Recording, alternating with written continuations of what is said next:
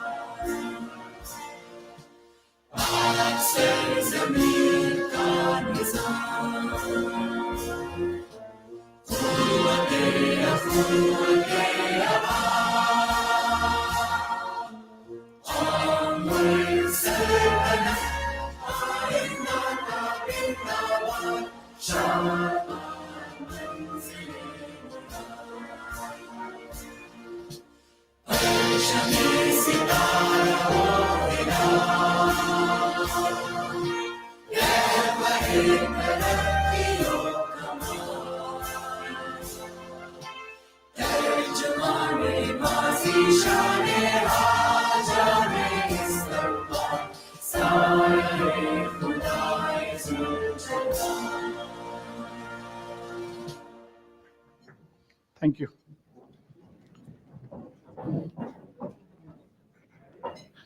Again, I would like to thank everybody for joining us.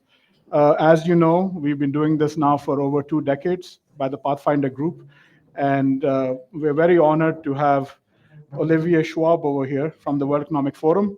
The World Economic Forum has been a consistent partner both for the Pathfinder Group, but also for Pakistan as well. So thank you. Olivier serves as the managing director at the World Economic Forum, and I think of particular note for me is he's always been head of the technological innovations that the World Economic Forum has been pushing. So thank you very much, Olivier, for joining. I'd like to start with you. Oh, thank you. Thank you, Zarar, and thank you for inviting me to the Investment in Pakistan lunch, and in the name of the World Economic Forum and the managing board that I represent, a warm welcome to Davos, although we're already Wednesday and many of us have been in Davos for a few days already. We're so grateful for Pathfinders Group, a long-standing partnership with the World Economic Forum, stretching now, I think, 30 years, over 30 years. And so thank you, Ikram and Zarar, for your long-standing commitment. And when you first started coming to Davos, I was actually a student driving around the limousine in the early 90s. So a lot of time has passed since then. We also have the privilege to have in Davos Honoring Minister Aurangzeb. Thank you for joining us and for engaging with our program. And I want to recognize also, while I have the stage, the contribution of Prime Minister Sharif at our World Economic Forum special meeting in Saudi Arabia, which we had last year in April, where he delivered the closing address. And we would love to build on his engagement, on this engagement and your engagement here, to continue our relationship with Pakistan. As you know, we strive to build and promote public-private partnerships, and we bring together leaders from business, from government, from academia, from civil society for over 50 years here in Davos. And the theme of this annual meeting this year is collaboration for the intelligent age. And collaboration we need. Of course, geopolitics, climate, and technology are some of the big themes that are being discussed this year here in Davos.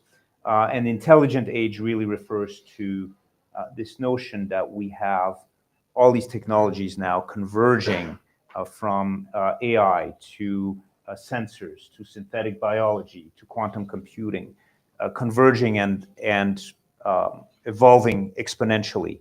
And that creates tremendous opportunities for medical research, for climate, for energy, but also for education. But of course, we want to make sure that the development and deployment of these technologies benefit society as a whole and all humans. And that is really at the core of the conversations here in Davos. We're currently running over 150 initiatives spanning across all of these issues, which I mentioned, with our partners to drive impact at a global scale. And one of the flagship initiatives I'd like to highlight here is the Edison Alliance. This is a collaboration to foster digital inclusion, which has already achieved its objective to connect 1 billion people to essential services like healthcare, education, finance, to digital platforms. And Pathfinder Group has been one of the leaders in this initiative, also with its project, the Azan Mobile Account scheme, which provides financial access to the impoverished and vulnerable communities in Pakistan, and has catalyzed that. And I understand the scheme has already, in a very few years, closed on 12 million accounts. So congratulations for that. It's a demonstration of our multi-stakeholder approach to work between industries, to work with regulators, and we're really grateful for Ikram and your engagement and Pathfinder's engagement over so many years. And I wish you really a wonderful continuation of your stay here in Davos. Thank you. Thank you very much. Thank you for those kind words, Olivier. And obviously, we value our partnership with the World Economic Forum. And obviously, thank you for promoting Pakistan as well, where you do. We'll break from the usual order. I'd like to give actually our chief guest the next opportunity to speak. Senator Mohammad Aurangzeb, current finance minister of finance and revenue for Pakistan. Previously, he's held notable positions as CEO and president of Habib Bank, and he's held senior positions in the banking industry for many, many years. He has the unenviable task of negotiating with the IMF and coming up with a package that is not just the IMF, but more importantly, the Pakistani various stakeholders, who, no matter what you do, will always criticize you. But here we are in support, and we obviously wish you the best. So you have the forum, sir. Yeah, thank you. Thank you, Zerar. Thank you, Ikram Saab. Greatly appreciate Pathfinder Group's invite, and it's a real pleasure to be here this afternoon. I think I'll keep it brief and short. I don't know what your format is, if you're going to get into a Q&A. We will. Okay. So I just want to probably mention 2 or 3 things. One is you mentioned the fund. On the back of that, over the last 12 to 14 months, we have moved and made significant progress in terms of macroeconomic stability. It's evidenced by various matrices, which you have all seen, whether it's our FX reserves, which had dipped down to 2 weeks of import cover. They are a little over 2 months of import cover. We have a stable currency. We have gotten to a situation with respect to the trade deficits, which have been the bane of our country for the longest time. After a very long time, we have a primary balance on the fiscal side. The current account has been positive over the last 5 months. It's on the back of very strong remittance flows and also the exports. And the good news about exports is that we are actually diversifying. The number which has come in terms of IT services in December, $384 million of IT services export, is an all-time high for the country, and it bodes well in terms of how we take things forward. The institutional flows are back, both in terms of fixed income investors, although now given the policy rate coming down and the arbitrage opportunity going down, some of that is going back again. We see flows on the equity side as well. So the stock market is at all-time high. although much more to do over there as well. We did see some ratings upgrade in terms of the sovereign rating over the last few months. Uh, Inshallah, as we stay the course, I'm quite confident that we will see our move back into the single B category over the next few months, inshallah. Um, Now, this is all around the macroeconomic stability, and I keep on saying, and I know you are talking about digital tomorrow as well. That this is the foundation. This is the bare minimum that any country can do to get their macro stability in place. When you have something like that, of course, there, especially for foreign investors, what we can do is what we did back in May and June. All the stuck-up dividends and profit repatriation and remittances, close to $2.5 billion were paid between May and June of last year on the back of the stability that we had, so that we could get into this year on a cleaner slate, and hopefully not to be repeated again. Uh, the other thing is, with respect to the fund discussion, I think there was really two things which we decided under Prime Minister Shehbaz Sharif's leadership right away, that we have to, on the back of the 9-month SBA, that we have to get into an extended and larger program, really for two reasons. One, to bring permanence into the macroeconomic stability, and the other is to execute structural reforms.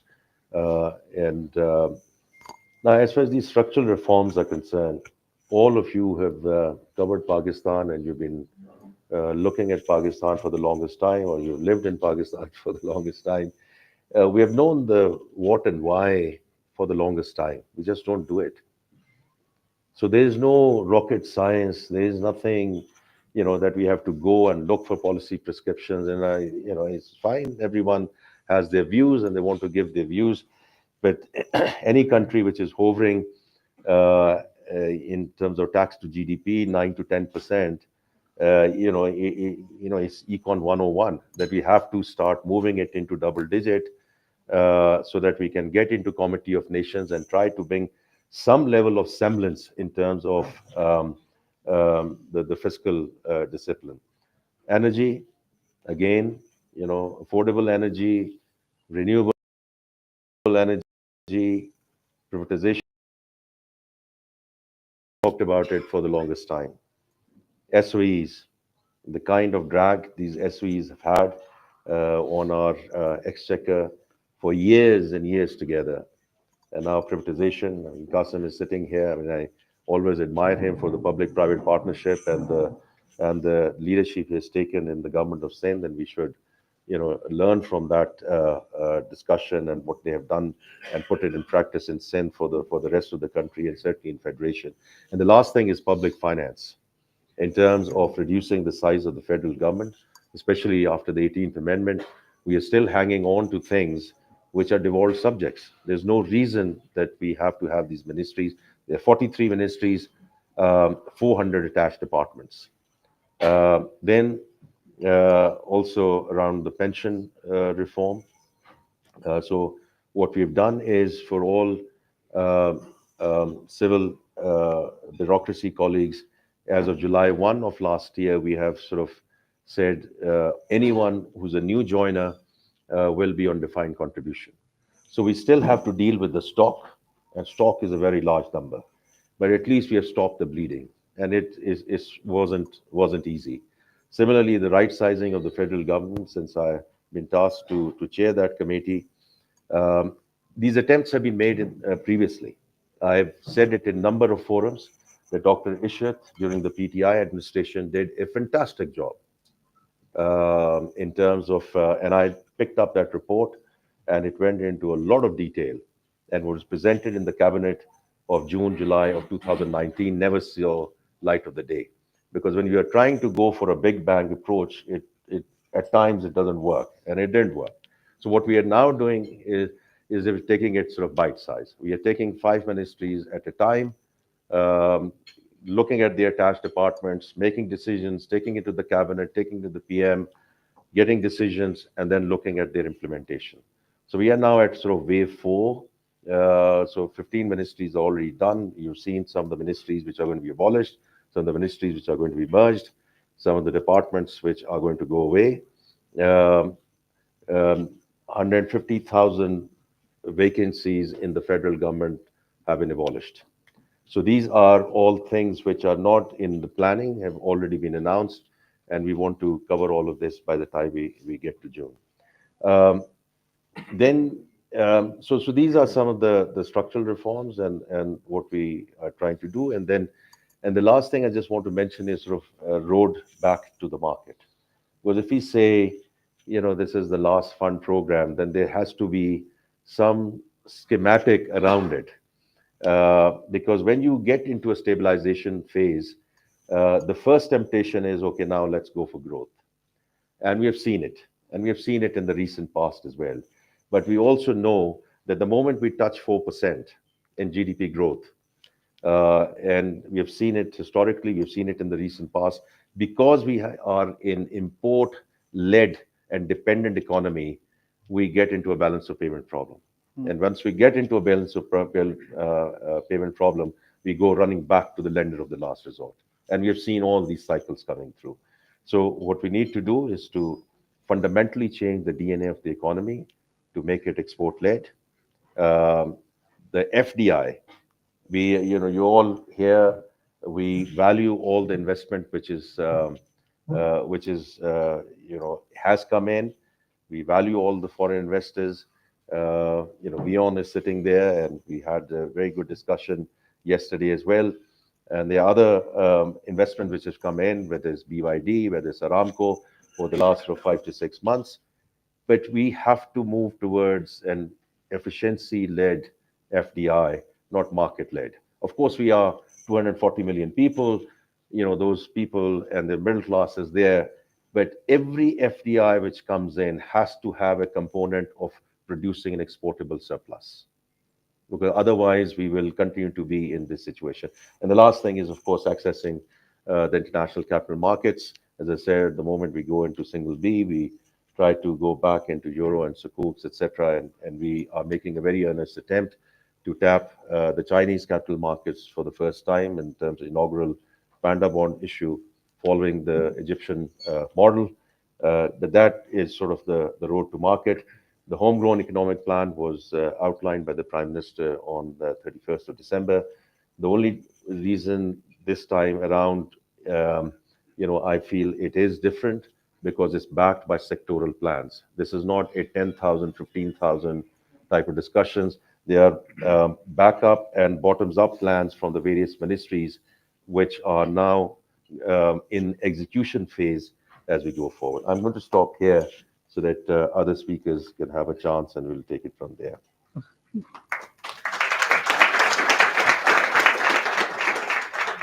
Thank you very much, Minister, for those words. And we'll have an opportunity for questions answer session at the end. But next, I'd like to go to Michael Kugelman. Michael is Director of the South Asia Institute at the Wilson Center. A noted foreign policy expert, specifically in the South Asian region. He has written extensively, commented extensively, and sometimes created controversy as well. So, Michael, I will turn to you. Well, thank you very much, Zarar, and thank you to Ikram Segal and the family and to the Pathfinder Group. It's really an honor to be here, and also to be an honor to be sharing the stage with the Honorable Minister Oh. Yes, that's not. Sorry about that. Sorry about that. I was just saying thank you. It's an honor to be here, and I want to thank the Segal family for inviting me here. And I also want to say it's an honor to be on the stage with the Honorable Minister and Mr. Schwab earlier, and the others. So, from the perspective of U.S.-Pakistan relations, which I follow closely, the question of investment is a very salient one. U.S. investors have operated in Pakistan for quite some time in a range of spaces, and there is a well-established and long-standing U.S.-Pakistan Business Council attached to the U.S. Chamber of Commerce in Washington. Some of the biggest American companies, Coca-Cola, Procter & Gamble, many others, have invested in Pakistan for quite some time. And more broadly, as many of you will know, the U.S. has invested in Pakistani infrastructure, such as dams, as well as schools and hospitals over the years. Now, others are more well qualified than me to talk about the best sectors to look at and the challenges and opportunities in each of them. So I thought I'd use my few minutes to talk about a broader issue related to today's Pakistan. And in that regard, I'll make a modest proposal as a friend of Pakistan. And it relates to the issue of what I would describe as Pakistan's story. Officials, business leaders often aim to attract investment from the international community by making pitches to foreign interlocutors about why it's worth investing in Pakistan.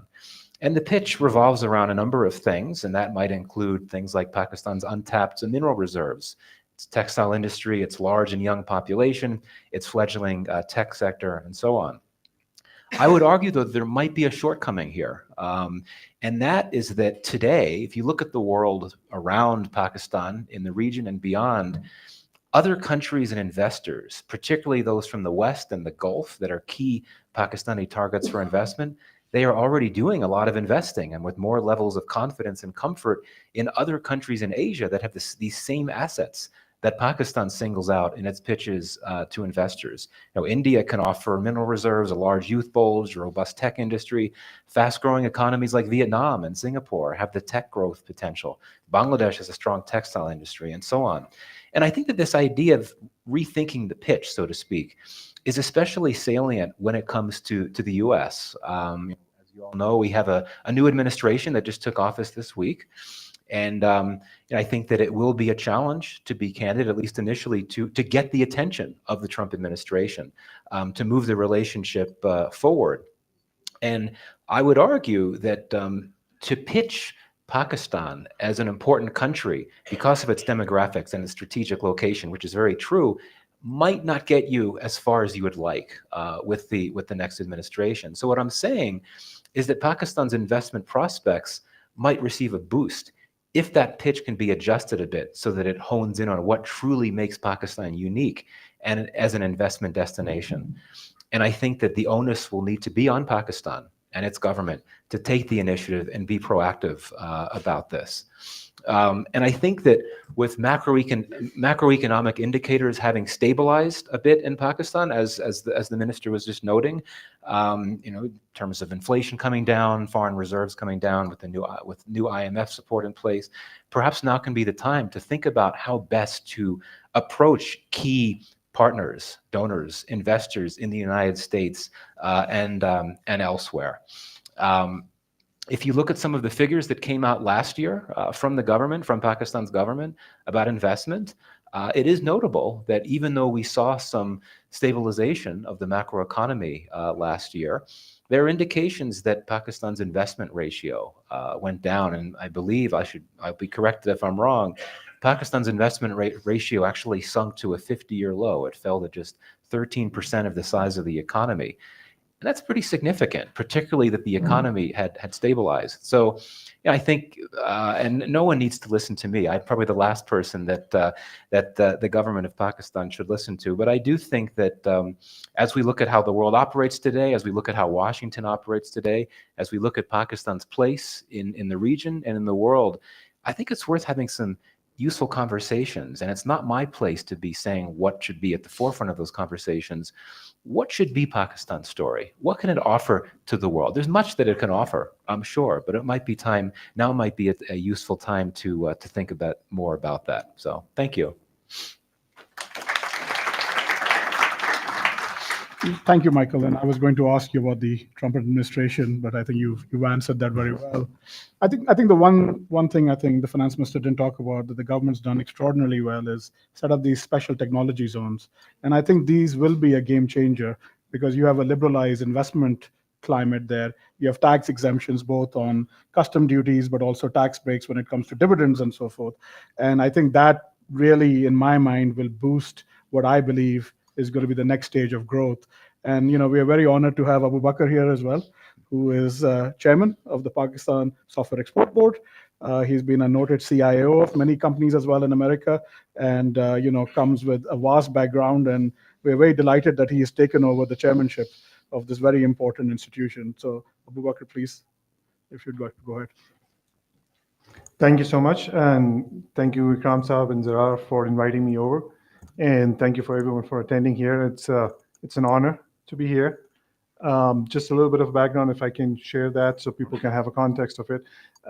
I joined the Pakistan Software Expert Board 3 months ago as the chairman or as the CEO. But prior to that, I was in the US for 30 years, and I worked in venture capital, private equity, as well as more tech space for the last 30 years. And I was always on the other side when I was actually getting work done or delivering the work or presenting the work. So I understand some of these opportunities as well as the challenges that were there. So that puts me into that spot, and I always feel passionate about that. The opportunity that we have is far bigger than the challenges that we have. And I always felt that at some point I'm going to do this and I'm going to take a plunge and I'm going to do something about it. And that's where this moment came in 3 months ago when I decided to take a plunge. And let me just give you a little bit of a story of where we are. And I think Aurangzeb Saab has very elaborately mentioned the whole macro indicators. I'm not going to go into that, but very specifically, if you look into the tech sector or IT sector or in just general in the digital sector of things, things have been progressing well, but I think we have a tremendous opportunity. I think we have barely tipping the surface of it. Although we're growing probably one of the fastest sector, I think even in this year, we have been growing 28% on the exports in the first 6 months, and we're going to continue to probably accelerate that. One of the things and a few observations in the first 3 months of joining and looking at it, I understand the potential, I understand the infrastructure, I understand there's some of the challenges that are with the infrastructure, but despite of all of this, our resiliency, our commitment, and one of the big positive, I would say, is across the board. What I felt so heartwarming is there's such an alignment at all levels. In finance ministry, I can tell one, but from a PM and down to every sector you think about it, everybody knows this is the sector that we have to continue to do more. This is a sector we're going to continue to invest in. This is a sector we can easily get there. We are the only sector that probably has the biggest trade surplus in the country, and we'll continue to do that. I think there is no, one of the things that you do when you work in the public sector, and I'm a private sector guy, and I'm sure he can attest to that too. When you come from a private sector into public sector, you learn a lot of different things. But one thing is easy for us, for at least for myself, is I don't have to sell anybody what needs to be done. I think he very rightly so, and I felt it across the board. There are no shortage of studies. There's no shortage of what we can do and what we should have to do. It's just we have not been able to do it. Our problem has been the execution. Our problem has been historically like we have not been, yes, sometimes we have grand visions of it, but if you don't have an implementation and execution, and we don't have the right people in the right place to make it happen, it just becomes very difficult. And then we do it again and we do it again. And people start to lose credibility. And then international, for people who are outside, looking in from outside inside, you always felt like we have heard this story before. We have seen this, we have heard this has happened many times. What's different this time?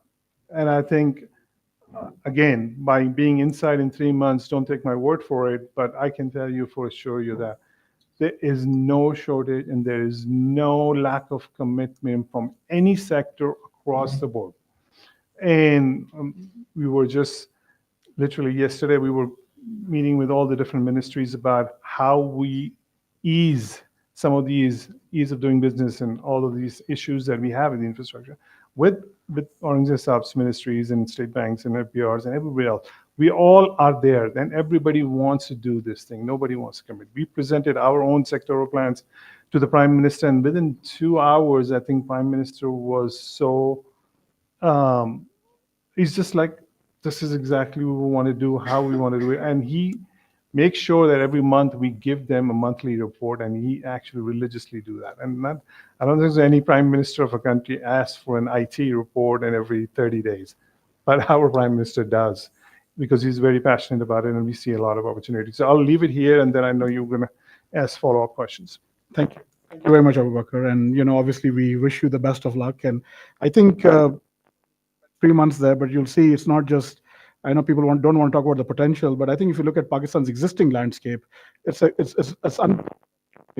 even just to say something for the Pathfinder group, VRG has created a homemade switch, created by Pakistanis, Pakistani software. Nothing was imported. So it's a matter of pride that these things are being created inside Pakistan by Pakistanis. So you can see already in there. And it's not just the special technology zones, but the part that there are about 50 software parks that have been created in Pakistan by this government and the previous government. And the fact that we are one of the top 5 English speaking countries, and a lot of times our geopolitical location can be a curse, unstable borders. But I think if you look at a geostrategic location, it's also a big benefit. We are the gateway to Central Asia, we're the gateway to Europe, we can be the gateway to Africa as well. So these are elements that can make Pakistan very, very successful. So thank you to all our speakers as well. I will open that up to questions right now, and then we'll do a conclusion. So if there are any questions, there are mics available. Mics right here. Oh, yeah.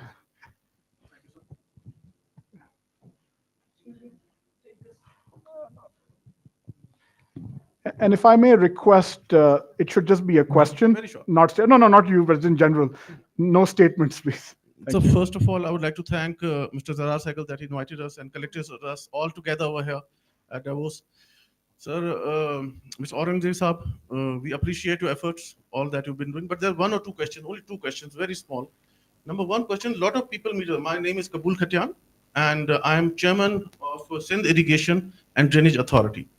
And other than that, I'm also at Sindh Investment Board. I'm one of the directors with the minister today. So the question that everybody asked us over here, and a lot of people came from London to Karachi, a lot of people came from USA to Karachi, a lot of doctor friends, a lot of other people who want to come and invest in Karachi. But there are only two questions they ask. Number one, that when they come and invest over there in Karachi and Pakistan, so they get the money in. When they're going back after 5 years, if the currency devalues, you have to make a certain set. They always say that at least fix it for 10 years, 5 years, so that we know when we can exit. And when otherwise if they come in, and if it devalues, the money is finished in no time. Number one. Number two, the other question that they keep asking us is that when we make some profit, we cannot take it back to our country or wherever they have come from. So that these are the only two questions I would like to ask. Thank you, sir. Thank you. I can appreciate what, whether it's local investors, whether they're foreign investors, basic thing that they are looking for is a policy framework, and even more importantly, policy continuity. And that's what we have to deliver. You are just focusing on one aspect of it, which is FX and currency, which is important. But the issue for us is that administration after administration after administration, we do not follow through, and we have that lack. So that is what we have to address. As far as the currency is concerned, it has to be dictated by the by supply and demand, and it has to be market-based exchange rate. So we cannot say where the currency is going to be in sort of 5 to 6 years. But what we can do is to ensure there is permanency in the macroeconomic stability, because you are talking about, and rightly so, right? I mean, if the existing investors cannot get their money out, right? Because when you go into these boom and bust cycles, and you go into, I can tell you as a banker, right? I mean, we went into essential, non-essential regime. People could not get, materials in to sort of get things going. Then letters of credit came back in. The contracts started coming through in. But I've been very open, right? I mean, May and June, we cleared the entire backlog. When you talked about American Business Council, the Overseas Chamber, etc., right? Now, we just have to ensure that this does not happen again. That is what we need to ensure. The interest rates will go up and down. The currency will go up and down. They normally come in. I mean, all very savvy investors are sitting here. That's where the political risk comes in, that's where other, hedging mechanisms come in. But the main thing that we have to ensure is, that we do not go back into these boom and bust cycles. But I do appreciate the pain that people have felt, because you have to start with acknowledgement.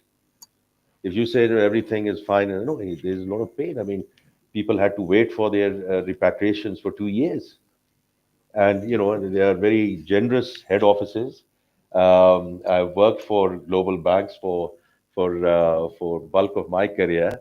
And, I know how the risk managers work. So it's important we ensure that we don't get into that situation again. Sir. My name is Anjum Jora. I'm a resident Swiss Pakistani national.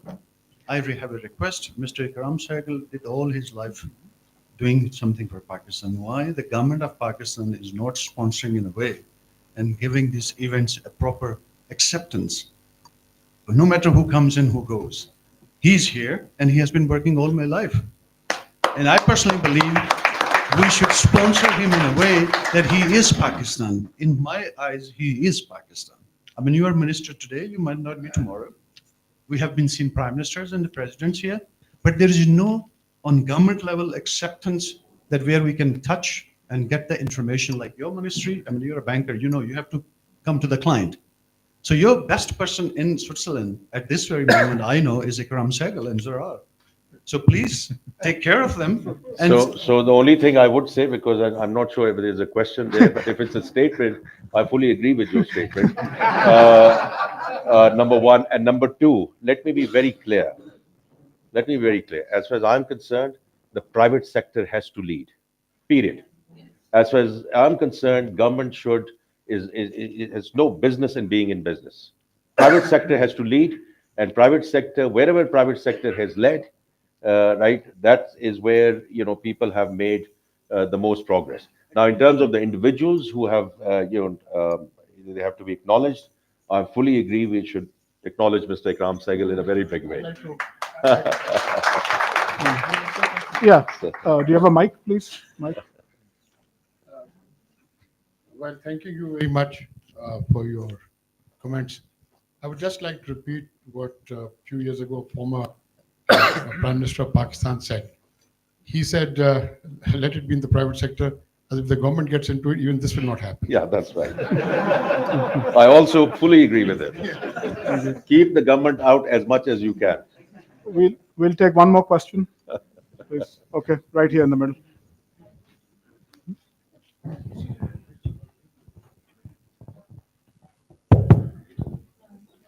Thank you, sir. Thank you so much for clarifying Pakistan's economy. My question is regarding India. Is the government open to exploring trade agreements with India to benefit from its large economy and vast market? Thank you. I mean, this is a function of bilateral relationships, and then trade follows. I think at this point in time, quite frankly, we should just ensure that that sense would prevail, and we can continue to have cross-border trade across all regions. And so, I think that is what we need to focus on. Of course, any location, any country, trade with neighbors is the obvious thing to do. But obviously it has to start from somewhere. We are very clear in terms of what we're doing with Middle East, the Central Asian states. That's a huge corridor for us now at this point in time as we go forward. So yeah, I'm sure time will come. Thank you, Minister. We'll end with a vote of thanks by Ikram Sehgal. Minister, thank you for being here, and we're very grateful. And we heard a lot of people say a lot of good things. I'm very grateful, even Oliver is not here. But a lot of work that has happened with the Edison Alliance. Yes. So the Asan mobile account has been because of support the World Economic Forum has given us. And the only thing, Minister, I will say is that we are recognized in the world, not in Pakistan. Somehow, So we will do that. I know, sir, there's a discussion on the digital side tomorrow. Yeah. I do think the work that you have done in terms of Asan Mobile, Yeah. the payment rails that have now been created vis-a-vis RAS, Yeah. these are all such key enablers in terms of financial inclusion. And of course, the Vion and Jazz team is sitting here. Yeah. The sky is the limit for us. Yes, but what happens is everybody takes into consideration their own self-interest, right? Even though Jazz helped us a lot of time when we launching the Asan mobile account and all that. When it came to agent interoperability, they put their foot down and waited while we were waiting for Easy. But Habib Bank and Habib Connect and Easy Pass has connected. We are now officially agent interoperability. But hopefully they will look after the interest of Pakistan also, not only on their own interest and this thing, etc. Right? So is that thing. Thank you very much. Could we take one moment to take 2 photographs, please? Group photographs. Family first. Family, please come in, and the group, our staff. Please stay. Please stay. No, you stay. I'll sit there.